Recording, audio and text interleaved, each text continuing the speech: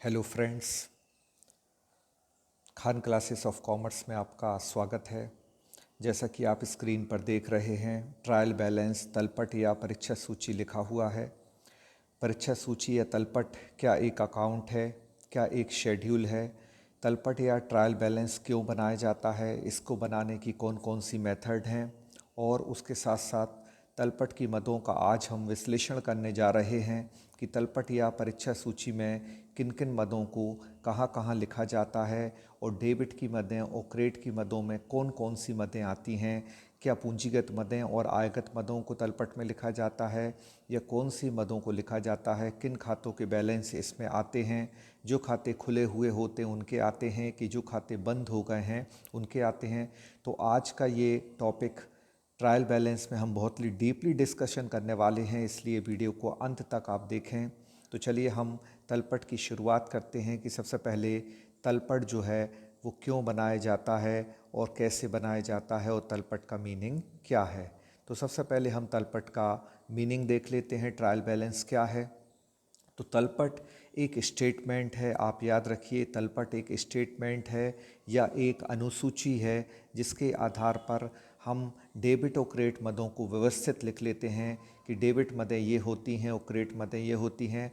तलपट या परीक्षा सूची खातों के शेष के आधार पर तैयार किया जाता है। खाता बही में यानी कि लेज़र में हम जिन खातों का शेष निकालते हैं उन खातों को सिस्टमेटिकली ट्रायल बैलेंस में लिख लिया जाता है, उसे ही हम तलपट कहते हैं। तो ट्रायल बैलेंस एक फाइनेंशियल रिपोर्ट है। किस बात की फाइनेंशियल रिपोर्ट है? कि आपके क्लोजिंग बैलेंसेस क्या क्या हैं। तो जिनको हमने सबसे पहले अकाउंट में जनरल बनाया जाता है, फिर लेज़र बनाया जाता है। तो जनरल में जिन चीज़ों को रिकॉर्ड हम कर लेते हैं, लेज़र में उन्हीं को फिर उसकी पोस्टिंग की जाती है और लेज़र में पोस्टिंग करने के बाद खाता बही में खतौनी करने के बाद खातों के बैलेंस निकाले जाते हैं और जिन अकाउंट्स के बैलेंसेस हमको मिल जाते हैं उन बैलेंसेस से हम क्या बनाते हैं? ट्रायल बैलेंस बनाते हैं। तो ट्रायल बैलेंस और बैलेंस शीट में क्या फ़र्क होता है? ट्रायल बैलेंस सिर्फ एक लिस्ट है, एक शेड्यूल है किसकी? बैलेंसेस ऑफ अकाउंट की, जबकि बैलेंस शीट जो है वो फर्म की या कंपनी की फाइनेंशियल पोजीशन को बताता है। तलपट या परीक्षा सूची किस तरह अलग है? किस तरह अलग है चिट्ठे से? चिट्ठा तो आर्थिक स्थिति को बताता है, वित्तीय स्थिति की जांच करता है, लेकिन तलपट जो है सिर्फ एक शेड्यूल है, एक स्टेटमेंट है जिसमें खाता बही में खातों के जो शेष निकाले गए हैं उन शेषों को ट्रायल बैलेंस में लिख लिया जाता है। तो ट्रायल बैलेंस सिर्फ गणितीय शुद्धता का प्रमाण हो सकता है, लेकिन अर्थमेटिक एक्यूरेसी का प्रमाण हो सकता है। अर्थमेटिक एक्यूरेसी बताता है, लेकिन ये क्या नहीं बताता? लेकिन ये आपकी सैद्धांतिक अशुद्धि यानी कि जो प्रिंसिपल मिस्टेक हैं उनको आइडेंटिफाई नहीं कर सकता। तो ये इसका एक लिमिटेशन हो गया कि ये अर्थमेटिक मिस्टेक को तो बता सकता है, ट्रायल बैलेंस अर्थमेटिक मिस्टेक यानी अंक गणितीय अशुद्धि को बता सकता है, लेकिन ट्रायल बैलेंस सैद्धांतिक अशुद्धि मतलब प्रिंसिपल मिस्टेक जो है उसको आइडेंटिफाई नहीं कर सकता। अब इसके बाद देख लेते हैं कि इस स्क्रीन पर लास्ट में क्या लिखा है। इस स्क्रीन पर लास्ट में लिखा है कि तलपट एक अनुसूची है, ना कि कोई खाता। तो तलपट कोई खाता नहीं है बल्कि एक अनुसूची है और ये खातों के शेष की अनुसूची है। मतलब किस खाते में कितना क्लोजिंग बैलेंस है, उस क्लोजिंग बैलेंस को हम ट्रायल बैलेंस से जो है वो देख सकते हैं। तो ये सिर्फ एक खाता नहीं है, ये एक आपका जो है वो अनुसूची है। इस अनुसूची में हम जितने भी अकाउंट के बैलेंसेस निकाले गए हैं उनको लिख देते हैं और डेबिट और क्रेडिट के आधार पर बांट देते हैं। अगर इसका टोटल बराबर आ जाता है तो हम ये मान लेते हैं कि कोई मैथमेटिकली कोई मिस्टेक नहीं है। लेकिन अगर कोई प्रिंसिपल मिस्टेक है तो उस प्रिंसिपल मिस्टेक को ट्रायल बैलेंस से आइडेंटिफाई नहीं किया जा सकता। तो ट्रायल बैलेंस जो है वो मैथमेटिकली मैच करने के लिए, मतलब दोनों पक्षों का योग बराबर है कि नहीं, खाते हमने व्यवस्थित रखे हैं कि नहीं, इस बात की जानकारी देता है, लेकिन सैद्धांतिक अशुद्धियों को नहीं बता सकता। अब हम आपको बता देते हैं कि तलपट जो है उसको बनाने का क्रम क्या होगा और उसको किस प्रकार से बनाया जाता है। तो आपको तलपट में किन मदों को लिखते हैं, तो सबसे पहले हम तलपट का क्रम बता देते हैं कि पहले नंबर पर आपका जनरल आता है जहां ओपनिंग एंट्रीज की जाती हैं। ये आपने पहले पढ़ा है कि जनरल एंट्रीज कहाँ की जाती हैं? तो जनरल एंट्री जो की जाती हैं वो आपके जनरल में की जाती हैं, इनको हम ओपनिंग एंट्री कहते हैं। दूसरे नंबर पे क्या आता है, तो दूसरे नंबर पे लेज़र आता है, जिसको हम खाता बही कहते हैं। खातों के शेष भी लेज़र में निकाले जाते हैं। और तीसरी स्टेप जो है उसका नाम है ट्रायल बैलेंस। तो इस ट्रायल बैलेंस में हम क्या करते हैं, इस ट्रायल बैलेंस में हम लेज़र में निकाले गए बैलेंसेस को शिफ्ट कर देते हैं कहाँ, ट्रायल बैलेंस में। तो ट्रायल बैलेंस सिर्फ एक शेड्यूल है, ट्रायल बैलेंस एक स्टेटमेंट है, लेकिन ट्रायल बैलेंस क्या नहीं है, कोई अकाउंट नहीं है, कोई खाता नहीं है। और उसके बाद चौथे नंबर पर ट्रायल बैलेंस और एडजस्टमेंट के बेसिस पर क्या बनाए जाते हैं, फाइनल अकाउंट्स बनाए जाते हैं। तो आपकी जानकारी के लिए हमने ये बता दिया। आपसे अगर पूछ लिया जाए कि ट्रायल बैलेंस कौन से नंबर पर अकाउंटिंग प्रोसेस में बनाया जाता है, तो ये तीसरे नंबर पर बनाया जाता है। ये किसके बाद आता है, तो ये लेज़र के बाद आता है। और किसके पहले आता है, तो ये फाइनल अकाउंट के पहले आता है। ये जो हमने 4 स्टेप आपको लिखी, ये अकाउंट की क्या है, प्रोसेस है। जिसके आधार पर अकाउंट्स में जो है वो रिकॉर्ड किए जाते हैं, उसकी ये प्रोसेस है। इस प्रोसेस में तीसरे नंबर पर जो है वो ट्रायल बैलेंस आता है। अब बहुत जल्दी हम आपको बता देते हैं कि किस आधार पर ट्रायल बैलेंस बनाया जाता है। 6 प्रकार की मदों को ट्रायल बैलेंस में लिखा जाता है। तो ट्रायल बैलेंस में किन मदों को लिखा जाता है, जल्दी से हम आपको बता देते हैं कि ट्रायल बैलेंस में कौन से 6 प्रकार की मदें, ट्रायल बैलेंस में कौन से 6 प्रकार की मदें जो हैं वो लिखी जाती हैं, वो हम आपको बता देते हैं। तो देख लेते हैं किस प्रकार की मदों को इस ट्रायल बैलेंस में लिखा जाता है। तो डेबिट में कौन सी मदें आती हैं, क्रेडिट में कौन सी मदें आती हैं, वो हम जल्दी से आपको बता देते हैं। तो जितने भी एक्सपेंसेस हैं उनको डेबिट किया जाता है, तो ट्रायल बैलेंस में एक्सपेंस डेबिट आएंगे। और इसके बाद जितनी भी इनकम्स हैं उनको हम क्रेडिट करते हैं, तो इनकम्स को यहाँ क्रेडिट किया जाता है। इसके बाद ट्रायल बैलेंस के डेबिट में क्या आता है, तो ट्रायल बैलेंस के डेबिट में लॉसेस आ सकते हैं। जो भी बिजनेस के लॉस होते हैं, बिजनेस की जो भी व्यापार की हानियां होती हैं, वो तलपट के डेबिट में आ जाती हैं। तलपट को हम परीक्षा सूची भी कहते हैं। अब लॉसेस के अलावा लॉसेस का अपोजिट क्या हुआ, प्रॉफिट्स। तो जितने भी प्रॉफिट्स होंगे उनको हम कहाँ लिखेंगे, ट्रायल बैलेंस के क्रेडिट में लिखेंगे। अब इसके बाद सबसे महत्वपूर्ण यहाँ असेट्स आती हैं। तो असेट्स डेबिट में आ जाएंगी। तो बताइए क्रेडिट में इसका जस्ट अपोजिट क्या आएगा, तो क्रेडिट में यहाँ ये लाइबिलिटीज़ आ जाएंगी। इस प्रकार से ये 6 मदों को ही ट्रायल बैलेंस में लिखा जाता है। और आपसे पूछ लिया जाए कि ट्रायल बैलेंस में कैपिटल आइटम आते हैं कि रेवेन्यू आइटम आते हैं, मतलब कि आयगत मदें आती हैं कि पूंजीगत, तो आयगत और पूंजीगत दोनों मदों को जो है वो ट्रायल बैलेंस में लिखा जाता है। तो आयगत मदें और पूंजीगत मदें दोनों मदों को ट्रायल बैलेंस में लिखा जाता है। मतलब कि शॉर्ट टर्म जो मदें होती हैं उनको भी लिखा जाता है। शॉर्ट टर्म मतलब रेवेन्यू आइटम्स हो गए, और लॉन्ग टर्म मतलब कैपिटल आइटम्स हो गए। तो दोनों प्रकार की मदें, चाहे वो आयगत मदें हों यानी कि अल्पकालीन मदें, और पूंजीगत मदें चाहे कि जैसा कि आपको बताया कि वो दीर्घकालीन मदें हैं, वो दोनों प्रकार की मदें इसमें रिकॉर्ड की जाती हैं। तो ट्रायल बैलेंस के डेबिट में क्या क्या आता है, आपसे ये पूछा जा सकता है। तो ट्रायल बैलेंस के डेबिट में एक्सपेंस आते हैं, लॉस आता है और असेट्स आती हैं। ट्रायल बैलेंस के क्रेडिट में क्या आता है, इनकम आता है, प्रॉफिट्स आता है और लाइबिलिटीज़ आती हैं। तो कोई भी कैपिटल और रेवेन्यू आइटम्स जो है वो ट्रायल बैलेंस में लिखा जाता है। अब हम आगे देख लेते हैं कि ट्रायल बैलेंस से संबंधित और क्या इन्फॉर्मेशन हम आपको दे सकते हैं। तो देखिए स्क्रीन पर आप देख रहे होंगे कि ट्रायल बैलेंस जो है वो तलपट जो है कोई लेज़र खाता नहीं है, मतलब कोई अकाउंट नहीं है। ये एक विवरण है, यानी कि ये स्टेटमेंट है, और इससे गणितीय शुद्धता की जानकारी होती है। मतलब मैथमेटिकली जो मिस्टेक हुई है उसको तो हम आइडेंटिफाई कर सकते हैं, लेकिन प्रिंसिपल मिस्टेक को या ओमिशन वाली मिस्टेक को हम आइडेंटिफाई नहीं कर सकते। तलपट कब बनाया जाता है, तो ये खाता बही के खातों के शेष के आधार पर बनाया जाता है। मतलब ट्रायल बैलेंस जो बनता है वो balance of accounts in laser के बेसिस पर बनता है।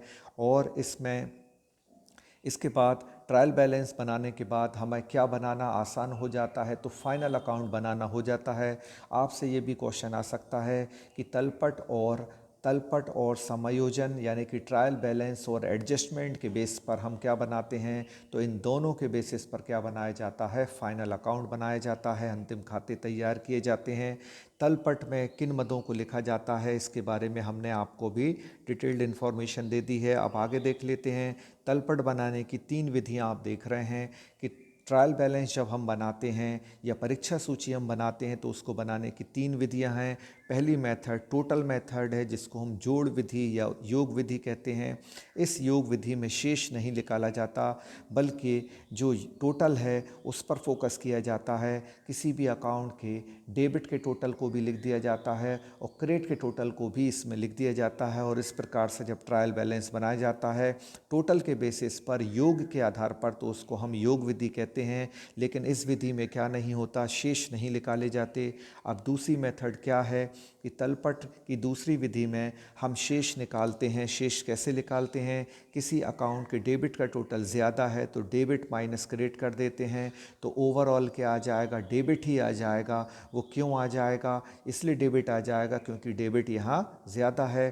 किसी अकाउंट का क्रेडिट ज़्यादा होता है तो क्रेडिट में से डेबिट को हम लेस कर देते हैं तो क्रेडिट बैलेंस ही उसका मिल जाता है। तो हमने आपको भी बताया किन अकाउंट के डेबिट बैलेंस होते हैं। 3 अकाउंट के अभी हमने बताया, एक्सपेंस के, लॉसेस के और असेट्स के। और क्रेडिट बैलेंस किसके होते हैं, लायबिलिटीज़ के, इनकम के और प्रॉफिट्स के। तो इस तरीके से बैलेंस निकाल लिया जाता है, मतलब total of credit minus debit या total of credit minus debit करके बैलेंसेस निकाले जाते हैं और उन बैलेंसेस को मेंशन किया जाता है ट्रायल बैलेंस में। तो इस प्रकार की जो मेथड होती है, इस टाइप की जो मेथड होती है उसको हम क्या बोलते हैं, बैलेंस मेथड कहते हैं।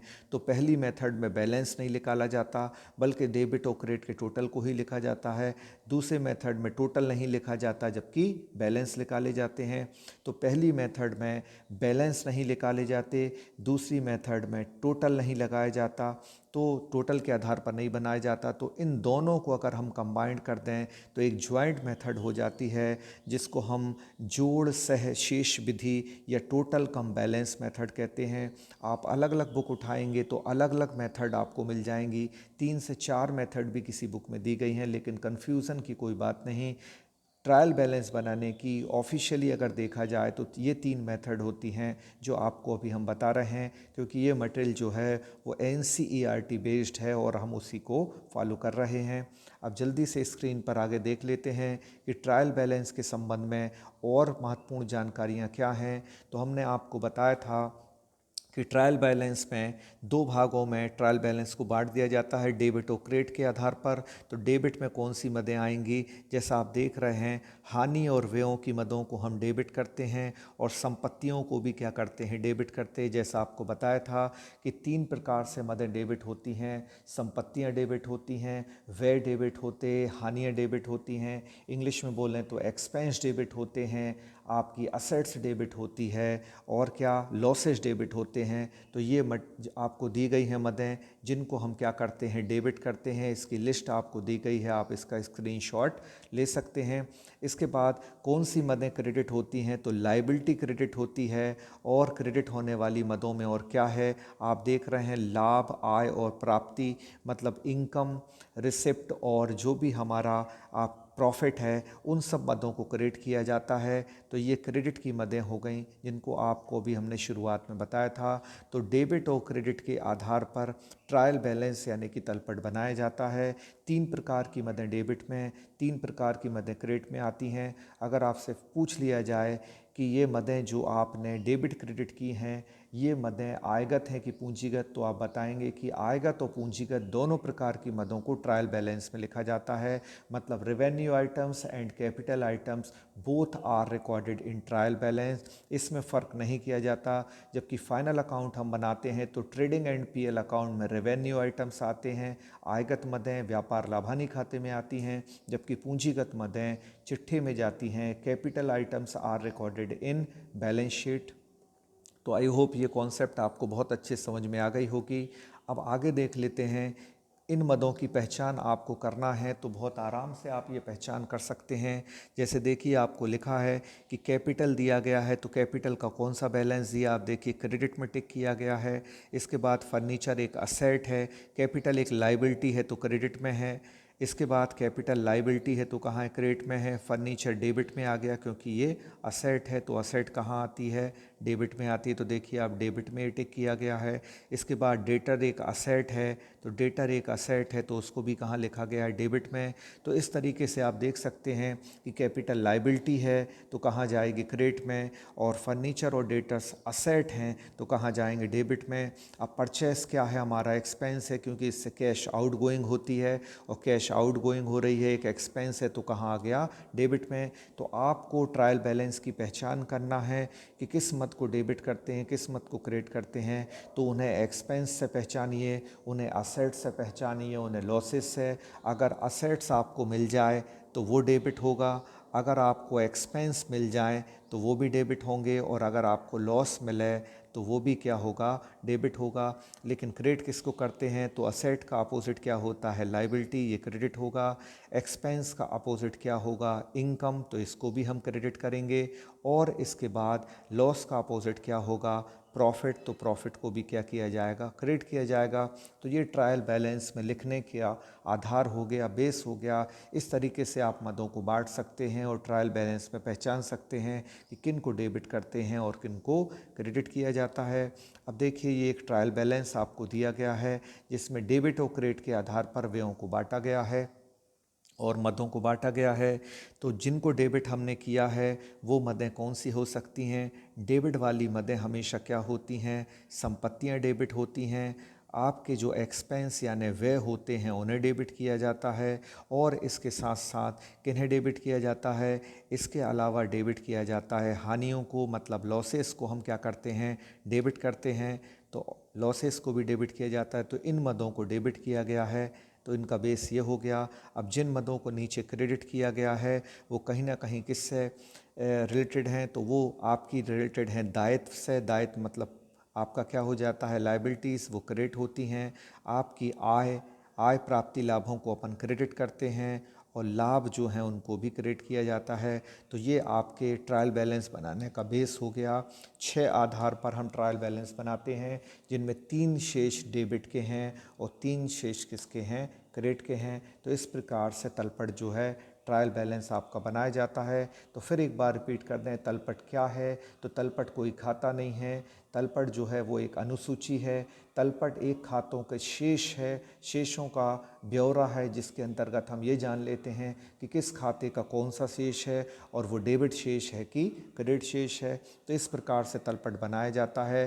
तलपट बनाने का क्रम कौन से नंबर का है, तो तलपट बनाने का जो क्रम है वो तीसरे नंबर का है, क्योंकि पहले नंबर पे जनरल आता है, दूसरे पर लेज़र आता है, तीसरे पर ट्रायल बैलेंस है और चौथे पर फाइनल अकाउंट है। तलपट और समायोजन के आधार पर क्या बनते हैं, तो अंतिम खाते बनते हैं।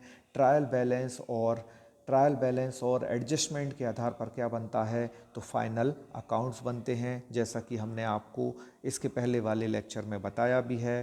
तो आई होप कि ये कॉन्सेप्ट आपको ट्रायल बैलेंस से संबंधित समझ में आई होगी और आपको ये कॉन्सेप्ट क्लियर भी हुई होगी। अगर आपने हमसे कुछ सीखा है तो वीडियो को लाइक कर दें और इस पर कमेंट करें कि आपको वीडियो कैसा लगा।